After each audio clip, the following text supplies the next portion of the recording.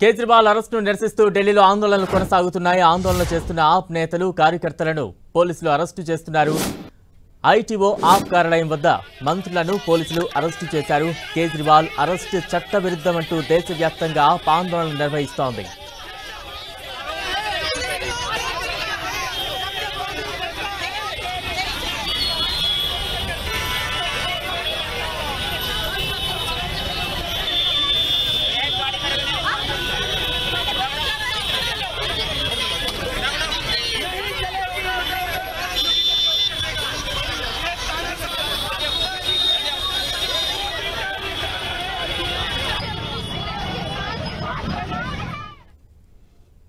Kejriwal arrest చట్ట విరుద్ధమంటూ కూడా దేశవ్యాప్తంగా పెద్ద ఎత్తున ఆందోళనలు కొనసాగుతున్నాయి. కేజ్రీవాల్ అరెస్టును నిరసిస్తూ ఢిల్లీలో అయితే పెద్ద ఎత్తున ఆందోళనలు కొనసాగుతున్నాయి. ఒకంత ఉద్రిక్త వాతావరణం ఢిల్లీ వ్యాప్తంగా కనిపిస్తోంది. ఆప్ నేతలు కార్యకర్తలను అయితే పోలీసులు ఎక్కడికక్కడ అరెస్టులు చేస్తున్న దృశ్యాలు కనిపిస్తున్నాయి. ఐటీఓ ఆప్ కార్యాలయం వద్ద నిరసనలో పాల్గొన్న మంత్రులను పోలీసులు అరెస్టు చేశారు. ప్రస్తుతం స్క్రీన్ మీద చూస్తూ ఉన్నాం. ఢిల్లీ వ్యాప్తంగా పెద్ద ఎత్తున ఆప్ నేతలు ఆందోళనలు చేస్తున్నారు. కేజ్రీవాల్ అరెస్ట్ అక్రమం అంటూ కూడా పెద్ద ఎత్తున నినాదాలు చేస్తున్నారు. నినాదాలు చేస్తున్న కార్యకర్తలను ఎక్కడికక్కడ పోలీసులు అరెస్టులు చేస్తూ ఉన్నారు.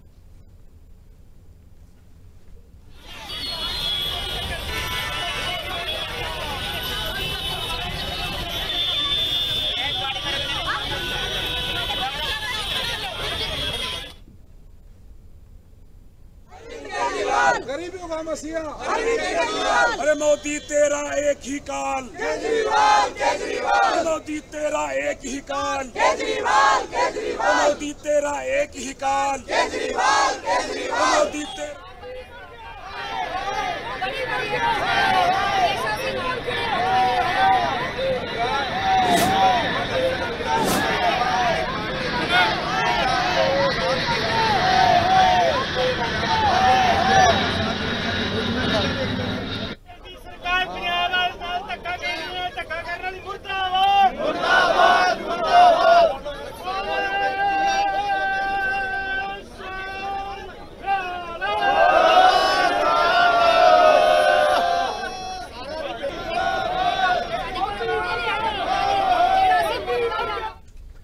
అరవింద్ కేజ్రీవాల్ అరెస్టుతో ఢిల్లీ పాలన వ్యవహారాలు సాగేదెలా అనే దానిపై చర్చ జరుగుతోంది. ఆప్ ముందు నుంచి చెబుతున్నట్లుగా కేజ్రీవాల్ జైలు నుంచే పరిపాలన సాగిస్తారా, అది సాధ్యమేనా అన్నది హాట్ టాపిక్ గా మారింది.